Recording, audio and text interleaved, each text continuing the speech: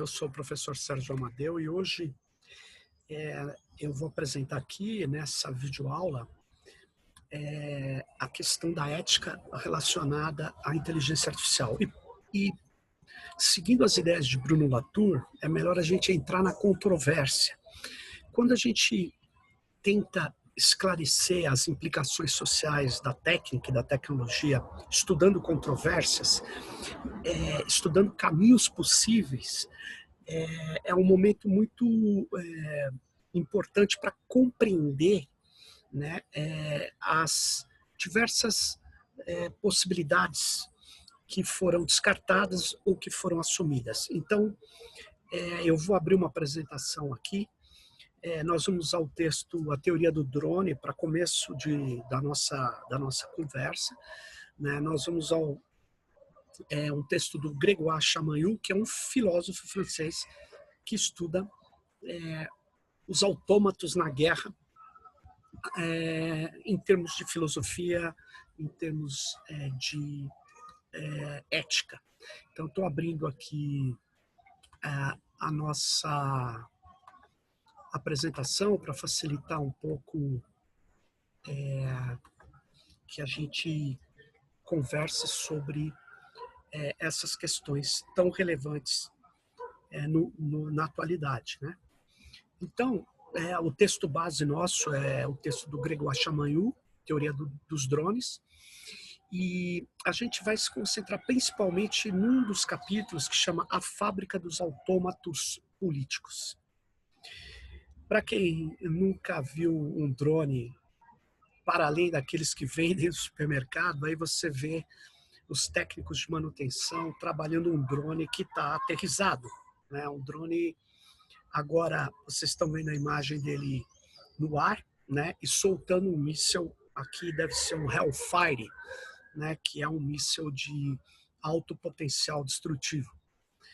Mas vamos ao que o Chamaillou nos apresenta. Ele diz: a guerra é uma dessas raras atividades em que se pode matar sem crime.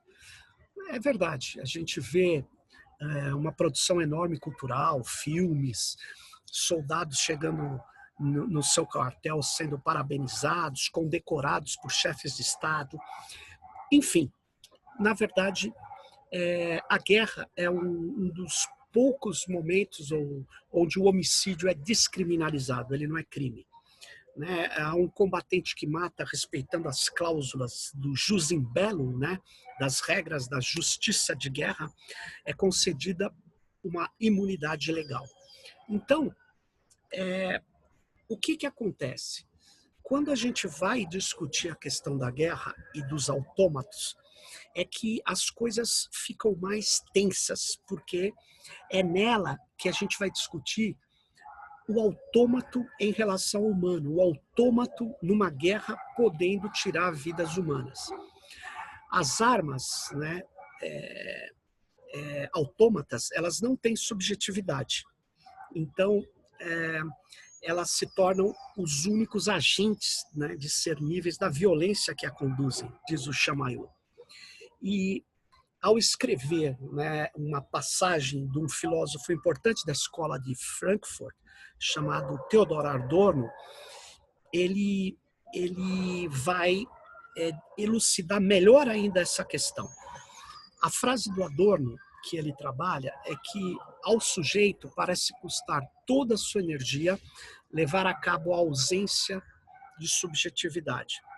E aí é uma passagem onde ele está discutindo o autômato, né? O Chamaillou fala: o erro político seria, na realidade, acreditar que a automatização é ela própria automática, né? Então, vamos melhorar isso. Quando você usa um autômato, você não pode dizer que aquele algoritmo, aquele robô, aquela máquina com capacidade de tomar um conjunto de decisões, por mais simples ou complexas que sejam, você não pode dizer que ela tem uma subjetividade política. Então, a primeira questão que o Chamaillou traz é que o sistema algorítmico que toma decisões que está embarcado num robô, ele organiza a renúncia da subjetividade política, né? Essa condição de sujeito que a gente tem, que o humano tem.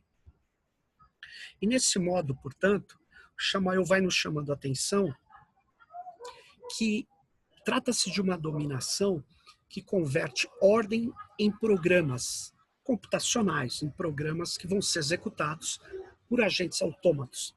Portanto, o poder ele passa a ser inapreensível, ele passa a ficar mais distante do que ele é normalmente. Na dominação, portanto, que converteu ordens em programas e seus agentes em autômatos, o poder se tornou inalcançável. E a pergunta é essa, né? Aonde está o sujeito do poder? A questão tornou-se obcecante para o Chamail no contexto do neoliberalismo e dessa chamada pós-modernidade.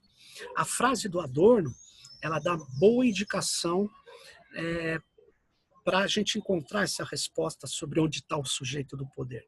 Esse sujeito está precisamente em qualquer lugar em que ele se empenhe ativamente para se fazer esquecer.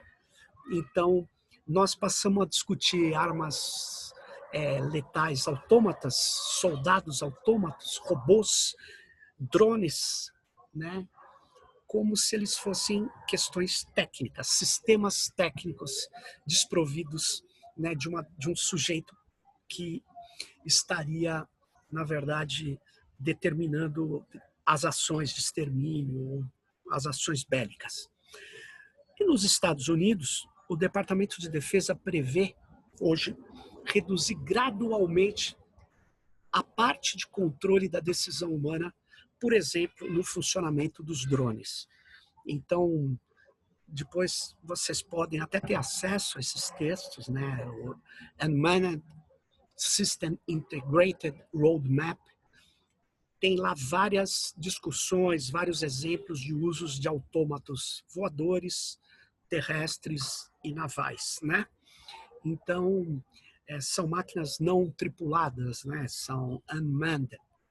E é muito interessante, né? Todas essas imagens eu tirei desses documentos dos Estados Unidos, né?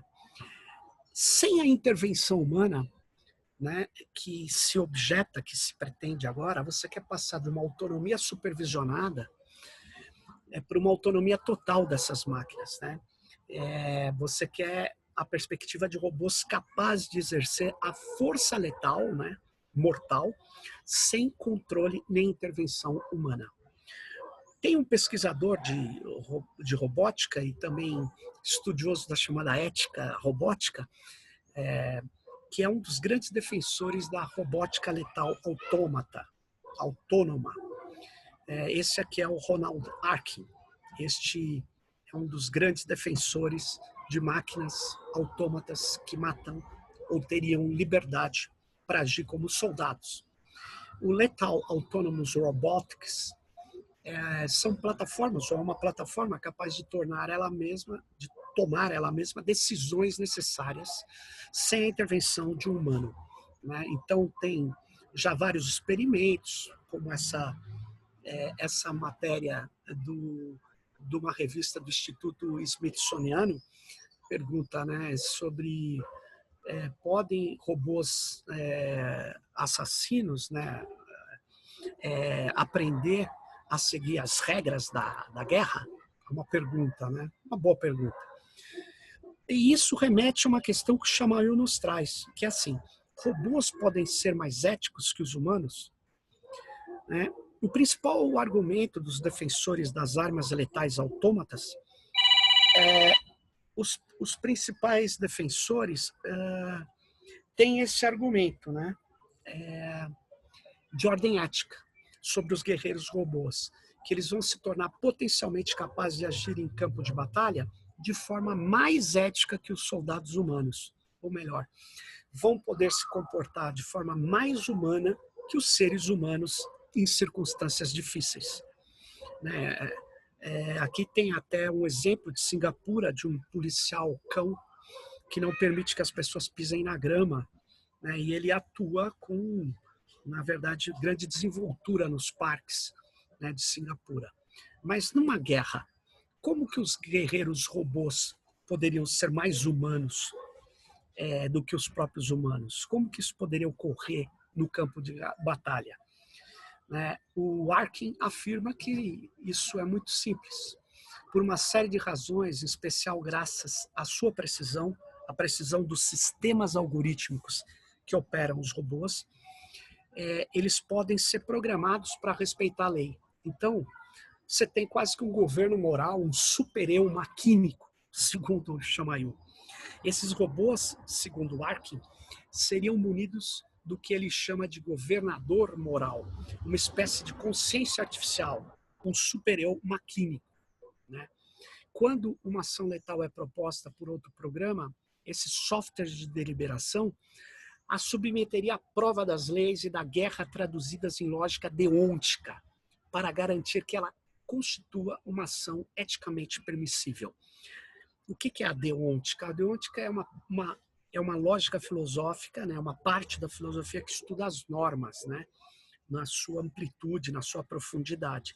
Então, o Chamayou detalha, os robôs isentos de emoções, de paixões, para perturbar o seu julgamento, que ele está obtendo das redes neurais que o operam, ou do aprendizado de máquina profundo, dos dados que ele está obtendo, eles aplicariam regras, os parâmetros, textualmente como matadores a sangue frio, mas eles não mostrariam medo, nem raiva, nem frustração, nem vingança, porque, em outras palavras, eles são privados dessas propriedades humanas, que é o medo, a raiva, a frustração e a vingança, que são propriedades essenciais do humano, que a gente chama muitas vezes de afeto, e que supõe que essas máquinas possam ser, portanto, mais humanas que os humanos, portanto, mais éticas e reciprocamente, né?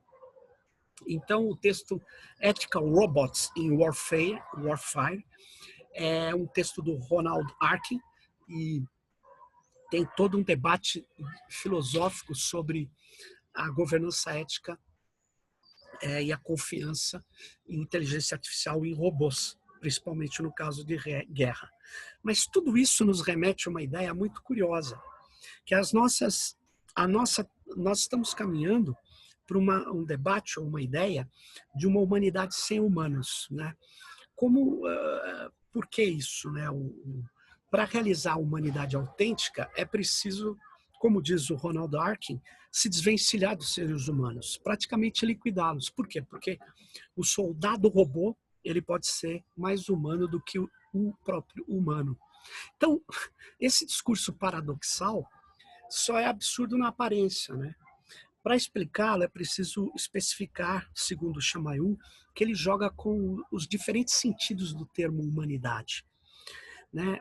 A humanidade é uma palavra que designa classicamente ao menos duas coisas. De um lado, o que são os seres humanos, a sua essência, e de outro, a norma, ou uma norma de conduta, o modo de agir dos seres humanos. Né? Então, ali dentro do termo humanidade, tem o sentido ontológico e o sentido axiológico. Então eu posso dizer assim, essa pessoa não é humana, ele parece um animal. Bom, primeiro que os humanos são animais, mas vocês devem se lembrar, a modernidade colocou o animal humano acima dos outros. E quando eu digo que ele está agindo como um animal, ele significa que ele está perdendo a característica da humanidade. Portanto, o comportamento, né, apesar dele ser humano, é um comportamento de um não humano. Né?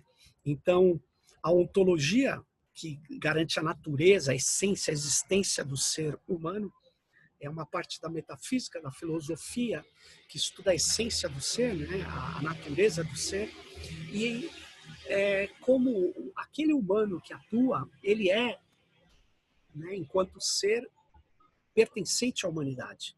Mas ele pode, se você utilizar a axiologia, que é o estudo dos valores, né, no sentido moral, ele pode agir não com os valores humanos. Né? E o que o Ronald Arkin nos traz é que o humano, ele, na guerra, ele vai agir muito menos humanisticamente do que uma máquina, né? Na axiologia, ele não vai guardar os valores que essa máquina poderia ter embarcado nos seus sistemas algorítmicos.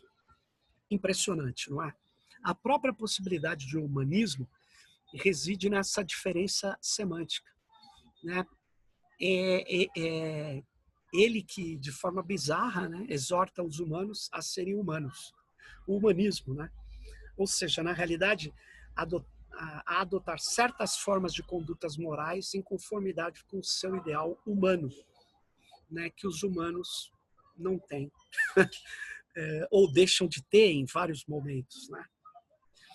Mas enquanto o gesto constitutivo do humanismo filosófico consiste em ligar esses dois sentidos um ao outro, né? O pós-humanismo roboético, né?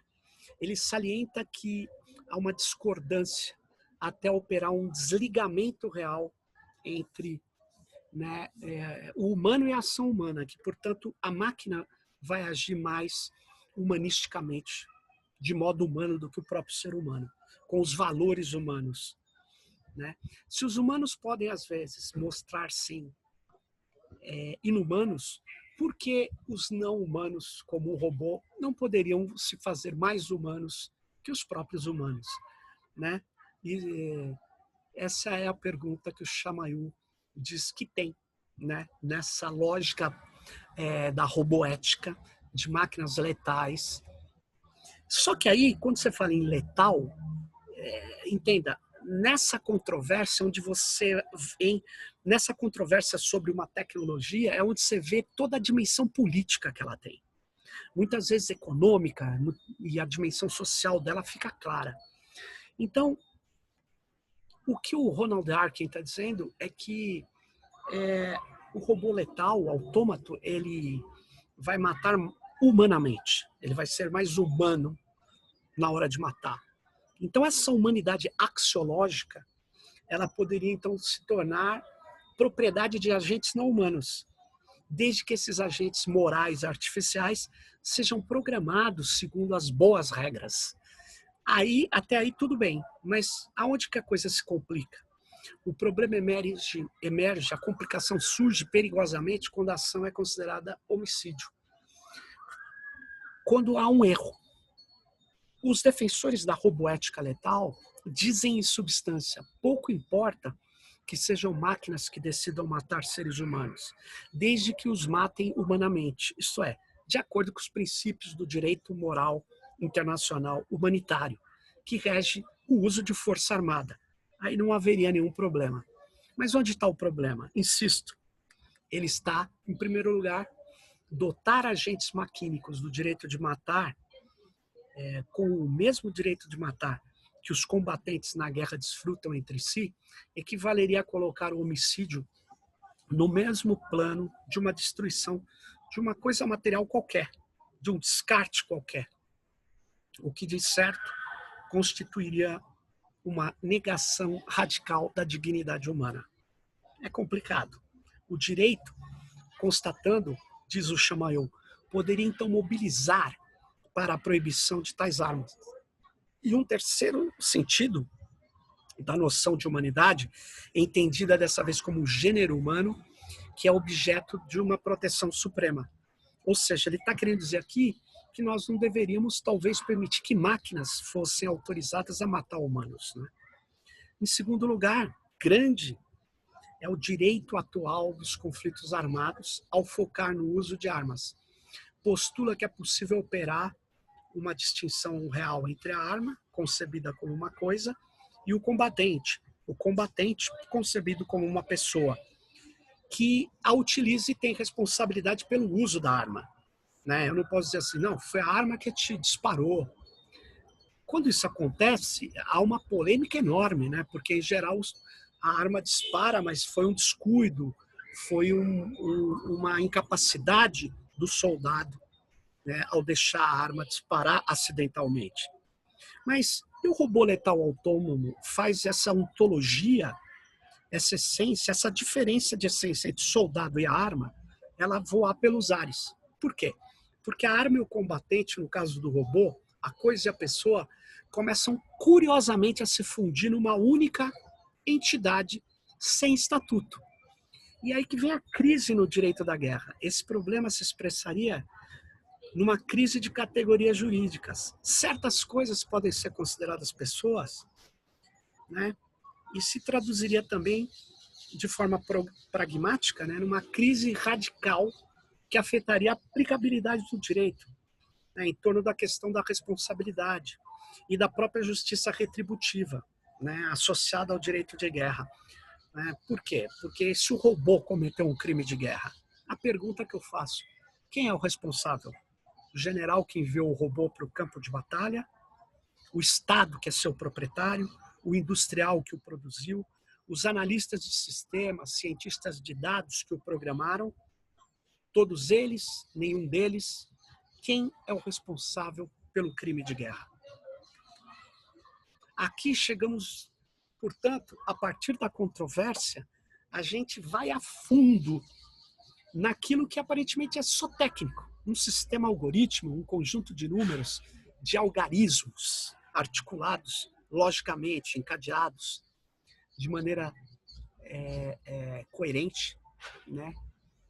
Aqui chegamos, portanto, ao problema dos sistemas algorítmicos e da inteligência artificial, que é operada por sistemas algorítmicos. Ou a questão das decisões de máquina do chamado aprendizado automatizado. Em suma, teremos aí um coletivo de responsáveis irresponsáveis, como diz o Chamayu no caso dos drones, das armas letais autômatas, ao qual seria muito difícil atribuir a paternidade de um crime ou um erro ou um viés. O culpado sempre seria a vítima. Né? O culpado pelo ataque do drone seria aquela população que não deveria estar se comportando com os mesmos passos, os mesmos trejeitos de um terrorista. Isso é correto? Claro que não, né? Mas o paradoxo é que, em rigor, com tal automatização, autonomização da decisão letal, o único agente humano diretamente identificável como sendo a causa eficiente da morte seria a própria vítima, e que terá tido a infelicidade pelos movimentos inapropriados do seu corpo, como já é o caso com minas antipessoais, né, de detonar sozinha o mecanismo automático de sua própria eliminação. Portanto, a ética legal embarcada nas próprias armas está em jogo. O que está também em jogo é o modo de implementação dessa ética na norma jurídica.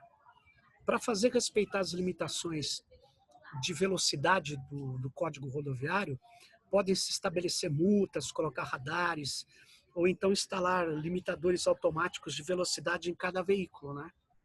Esses dois modos, muito diferentes de instanciação da norma, né?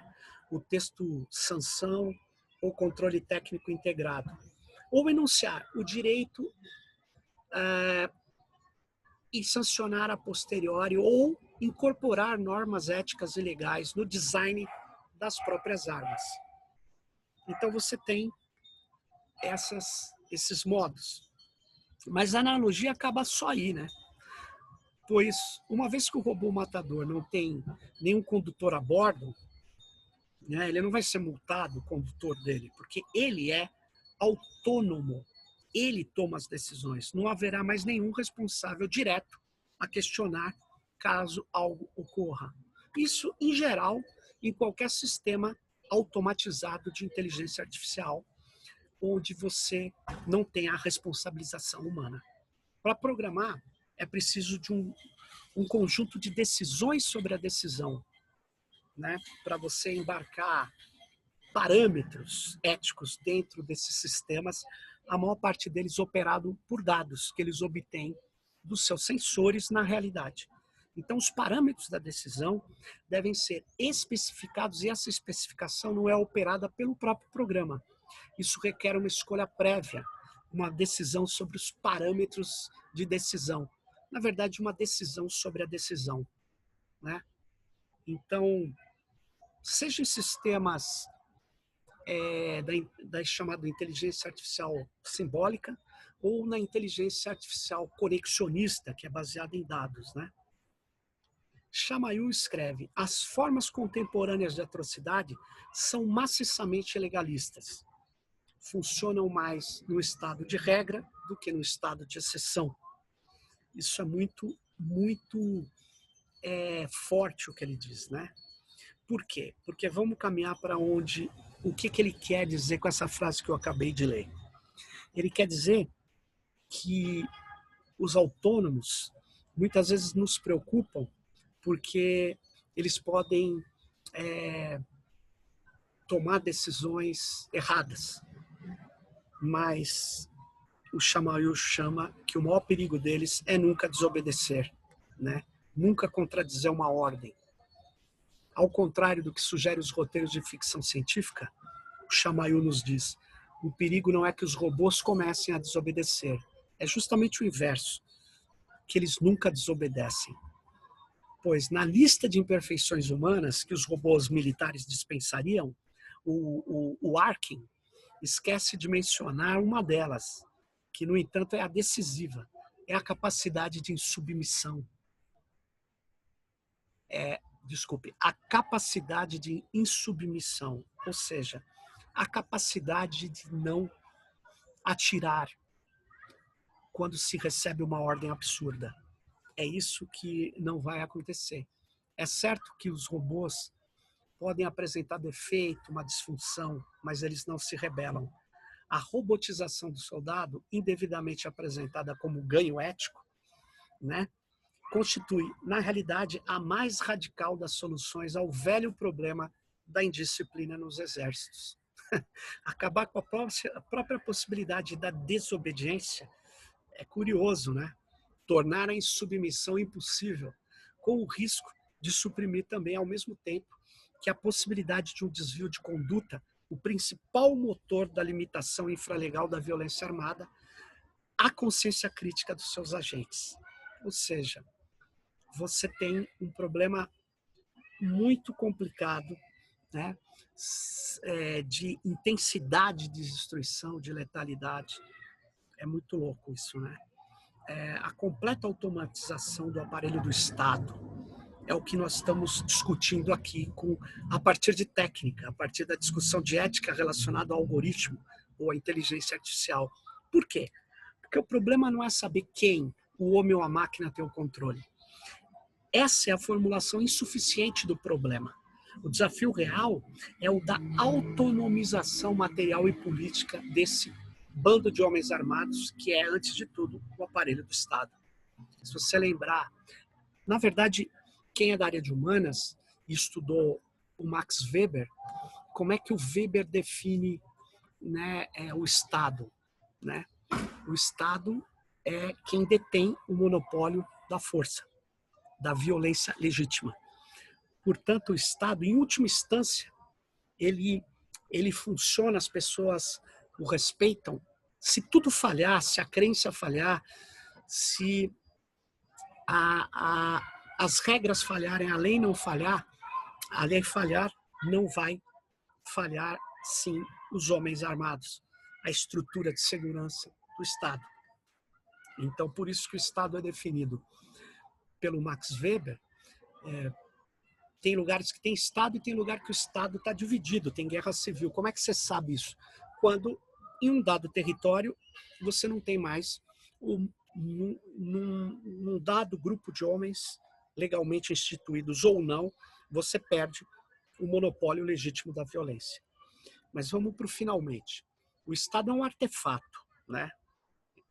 O Estado tem 3 poderes hoje, ele pode ser democrático ou não, ele tem sempre forças de segurança que mantêm o Estado. O Estado é uma máquina das máquinas, mas as peças que constituem são corpos vivos de seus súditos. Não há poder sem corpo. É também por essa razão que a Hannah Arendt, ela, por causa dessa dependência corporal fundamental que o poder de Estado tem, inclusive nos regimes mais autoritários, que ela dizia que, apesar de tudo, ser poder não é só ser violência. O poder é mais do que a pura violência, porque tem que ter alguma concordância de quem obedece às ordens daquele soberano, né? Não há poder sem corpo. Mas, como ela também imaginava, em certo sentido, a recíproca é verdadeira. Sem mobilizações dos corpos, não há mais poder. Então, o corpo político, ele precisa dos órgãos humanos. O sonho é construir uma força sem corpo, um corpo político sem órgãos humanos, em que os antigos corpos arregimentados de sujeitos, eles teriam sido substituídos por instrumentos mecânicos, que seriam, em rigor, seus únicos agentes. Então, por isso que nós estamos falando aí, cada vez mais de uso de autômatos, ele está no, vamos dizer assim, os robôs autônomos letais, ele está no coração do debate hoje. Por quê? Porque está se pensando em evitar o que hoje você tem, muita insubordinação na hora de disparar um míssil de um drone, né? Então, tem todo um debate ético, que está aí um texto, né? O governo dos robôs autônomos letais, o comportamento letal, né? Governando o comportamento letal em robôs autônomos, que é o do Ronald Arkin, né? E isso está gerando muita controvérsia, mas fora dessa lógica do Arkin, tem muitos cientistas se colocando contrário a isso. E aí você vai ter que definir se isso é apenas um debate ético ou é um debate sociológico, antropológico, político, né? Então, eu estou mostrando aí para vocês uma carta aberta de pesquisadores de inteligência artificial e robótica para banir as armas autônomas, né? Então, eu não vou ler isso aqui agora, mas vocês podem... eu fiz essa pequena tradução, vocês também podem fazer, né? Mas só um trechinho, só para vocês entenderem. Eles dizem, nesse manifesto, assim como a maioria dos químicos e biólogos não tem interesse em construir armas químicas ou biológicas, a maioria dos pesquisadores de inteligência artificial não tem interesse em construir armas de inteligência artificial. E não querem que outros manchem seu campo com isso, potencialmente criando uma grande reação pública contra a inteligência artificial que restringe seus benefícios futuros para a sociedade. Quem assina isso são centenas de pesquisadores, mas entre eles pesquisadores como o já falecido Stephen Hawking, o industrial playboy do Vale do Silício Elon Musk, Steve Wozniak, que criou a Apple, na verdade, que é o grande gênio do Altair, o primeiro computador, microcomputador, né? Enfim, o Noam Chomsky, que é um dos maiores linguistas vivos hoje, ou talvez o maior, mas que também é um grande líder da esquerda mundial. Enfim, tem gente de todas as facções políticas e de várias áreas da ciência assinando esse manifesto, né? Mas esse manifesto, para banir as armas letais autônomas, não propõe, como vocês repararam, banir determinados usos da inteligência artificial. Mas isso que a gente viu lá, as controvérsias no erro, e no principal erro, aquele que não tem como voltar atrás quando um robô, que é operado por um sistema algorítmico, mata, né? E mata fora das regras da guerra, porque se for dentro das regras da guerra, os humanos admitem a morte, mas os humanistas, os pacifistas não admitem.